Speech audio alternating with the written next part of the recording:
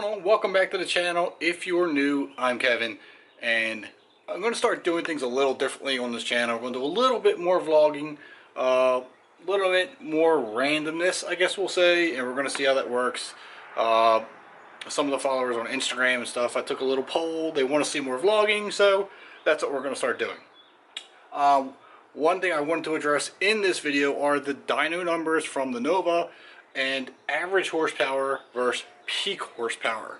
I have had a couple of comments where it's like, oh, you dynoed 334 horsepower, 346 torque. We thought it was going to be more. If that's what you thought, then you obviously didn't watch the other videos of the engine build and what I was trying to do. So, let's look at a dyno chart and I will show you what I mean. This is the dyno chart from the Nova. Now, if you paid attention, or if you want to go back and watch, which would be a great idea if you haven't, the engine build and the way I built the engine. I wanted a street engine. This is not a drag car application. It's a street car. I might get in some street races. Torque is the name of the game with this build, and that's really what I wanted to focus on. I could have made more top-end power, say if I went with a 195cc head, but I wanted to maintain as much mid-range as possible, so I went with a 185cc head. And everything I did was for a purpose. Now, if you look at the chart, the bottom lines here are the horsepower lines. The top ones are the torque. The blue line is the first run. And obviously it needed a lot of adjustments and a lot of work. They took 2 jet sizes down on the carburetor. They changed out the springs in the distributor to bring the spark on faster, and the red lines are the final runs. You can see the amount of torque gains right in here that they made just by doing that. That's a lot of torque in this range. I think it's almost 40 pound-feet of torque right here between 3,700 and 4,500 RPM. That's a big advantage, especially on the street. Horsepower came up a little bit here as well between these two lines, definitely increased. Now, going through, it carries all the way to 6,000 RPM. The torque is the biggest thing. Torque is, I'm sorry, horsepower sells cars, torque wins races, and this has a ton of torque.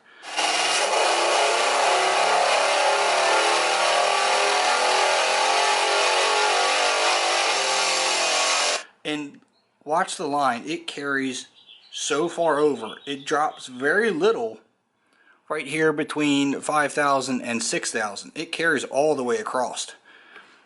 Now, in the street, or should I say on the street, get my vocabulary right, when you punch it, you're not going to be here in your RPM range. You're not going to be at like 5,000 whatever right out of the gate. You're going to be in this lower range. So you're going to want all this torque and all this power to get a good jump and then have something to carry you through.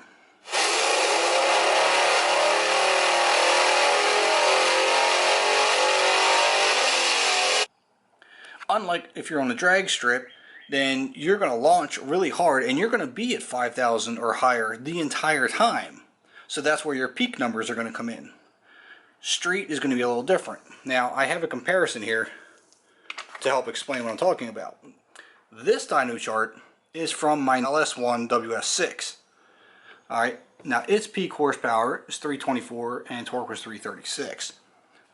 But look at the torque, how it's got to climb and then just plummets. It drops hard right here. So by, what, 5,000 RPMs? That torque's just falling off and it's got nothing to carry the car to 6. Alright, actually peak I think was at like 5,700 I believe. But there's nothing carrying it at that point. Where here, I still have almost 330 pound-feet of torque at the tires at 5,500 RPM. 5,500 RPM, this car only has, what, 240? 235? This car is going to pull significantly harder up top than this LS motor. I mean, the car ran great, don't get me wrong, it was a 12-second car, but I would rather have that torque curve carrying all the way across to 6 than, you know, falling off. Now, the horsepower range was good, it carried, as does this one. But I think that's the biggest misconception people see. They just see the peak numbers. Alright, so I got 334, 346 on the final run. All this is the big improvement and the biggest impression it made on me when I saw the chart.